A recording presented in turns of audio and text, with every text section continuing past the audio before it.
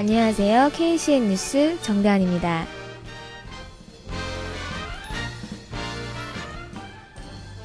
오늘의 첫 번째 뉴스는 국제공항의 탑승객 바코드 인식기계 설치 소식입니다.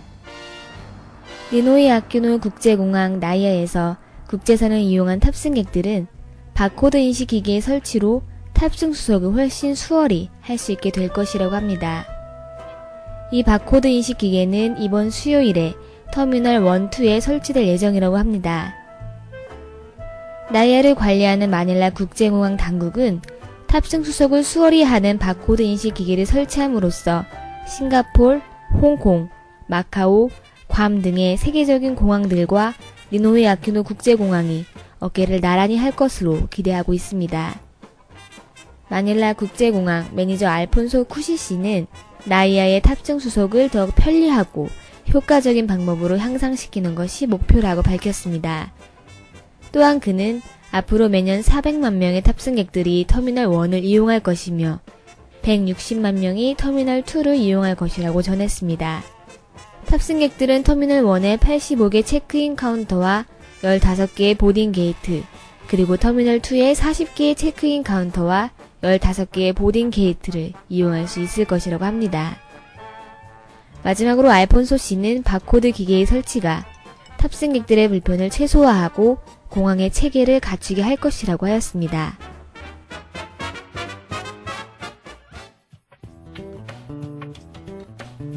두 번째 뉴스는 세계보건기구 WHO에서 발표한 소식입니다.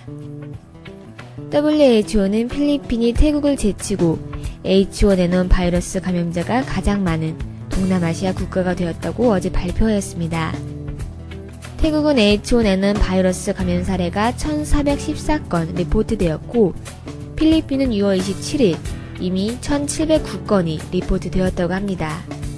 WHO에 따르면 필리핀은 감염자 수 7위에 올랐으며 1위는 미국으로 나타났습니다.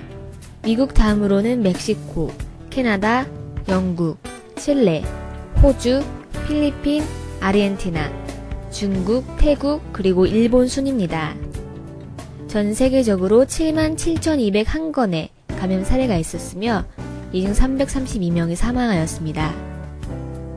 필리핀 보건부는 감염 사례의 72%가 메트로 마닐라에 집중되어 있으며 대부분의 사례가 쾌존시티, 마닐라, 파랴나케, 파식, 그리고 마카티에서 보고되었다고 밝혔습니다.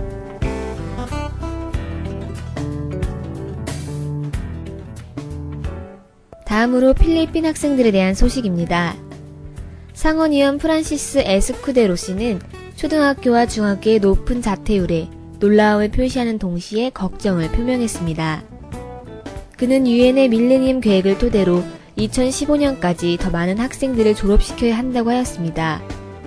교육 포럼에서 그는 정부가 하루라도 빨리 자퇴율을 줄이는 데 노력을 기울여야 한다고 역설하였습니다.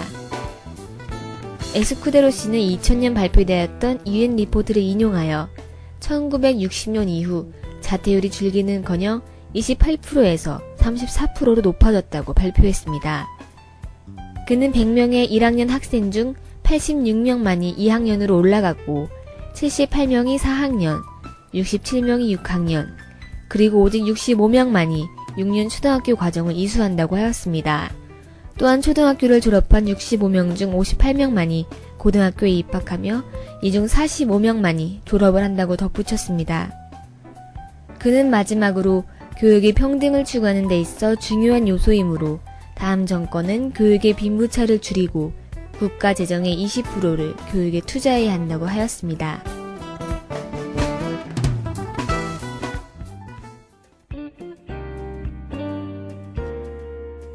이번에는 필리핀 노동자의 근로시간에 대한 조사 소식입니다. 마닐라에서 필리핀 노동자들이 일하는 시간이 세계 경제 위기로 인해 줄어들고 있다고 노동고용부가 전했습니다. 노동과 고용을 담당하는 통계청의 자료에 따르면 필리핀 노동자들이 작년 평균 근로시간 41.6시간에서 올해 39.5시간으로 줄었다고 합니다. 통계청에 따르면 파트타임 노동자들이 많아지고 반면 풀타임을 원하는 노동자들이 줄어들어 평균 시간이 줄어들었다고 합니다.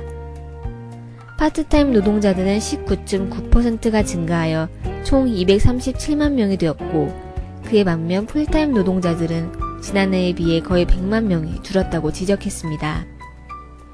고용되지 않은 노동자들 또는 더 많은 일을 하기 원하는 노동자들은 662만 명이 머물러 있으며, 통계청이 말하는 눈에 보이는 불완전 취업자들은 31만 명이 증가함에 따라 작년 402만 명이 올해 433만 명으로 증가하였다고 합니다. 고용되지 않은 노동자들 또는 더 많은 일을 하기 원하는 노동자들은 662만 명에 머물러 있으며, 통계청이 말하는 눈에 보이는 불완전 취업자들은 31만 명이 증가함에 따라 작년 402만 명이 올해 433만 명으로 증가하였다고 합니다. 현재 눈에 보이는 불완전 취업자들은 일주일에 40시간도 일하지 못하고 있다고 합니다.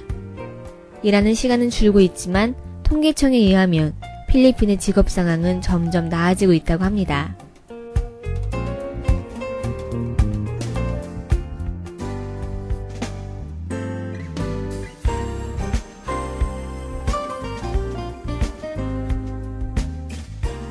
마지막으로 아로요 대통령 퇴원 소식입니다. 대통령궁은 아로요 대통령이 지난 모든 방문 일정을 마친 뒤 이틀 동안 격리 조치되었다가 지난 목요일 오후 2시에 에이시안 병원에서 퇴원하였다고 전했습니다. 아로요 대통령은 모든 체크업을 격리 기간 동안 끝냈고 결과도 정상으로 곧 대통령궁으로 돌아갈 것이라고 비서인 컬린 에몬드가 전했습니다.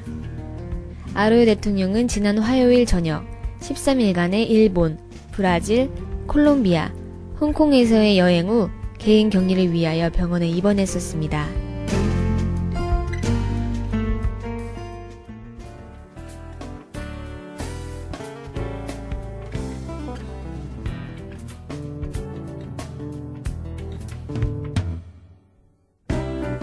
날씨입니다. 필리핀 기상청은 다음 3일 동안은 따뜻하고 습기 있는 날씨가 계속될 것이라고 예상하였습니다. 천문 관측관의 기상캐스터 레네 파시언트는 루손섬에 오후에 비가 내리고 천둥이 칠 것이라고 예상하였는데요. 반면 열대지방인 민다나오 지역은 약간의 비가 내릴 것이라고 덧붙였습니다. 파시언트 씨는 루손섬은 앞으로 3일 동안의 온도가 33도에서 34도 정도일 것이라고 예상했으며, 민다나오는 구름이 많고 소나기와 천둥을 동반할 것이라고 전했습니다. 또한 필리핀의 다른 지역들은 구름이 많고 소나기 혹은 천둥이 칠 것이라고 발표했습니다. 천문 관측관의 관리자 피리스코 니로는 열대 태풍이 이번 달에 필리핀에 착륙할 것이라고 하였습니다.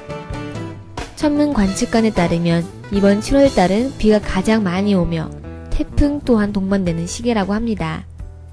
기상청은 이번 달은 남서풍이 유행하는 시기여서 강도가 높은 태풍과 표준보다 많은 양의 비가 올 것이라고 시민들에게 안전을 당부하였습니다. 천문 관측관 또한 7월에서 8월 달은 많은 비와 강도 높은 바람이 남서풍과 합쳐져 더욱 세질 것이라고 전했습니다. 7월 7일 KCN 뉴스는 여기까지입니다. 지금까지 리포터 정다은이었습니다. 행복한 하루 보내세요.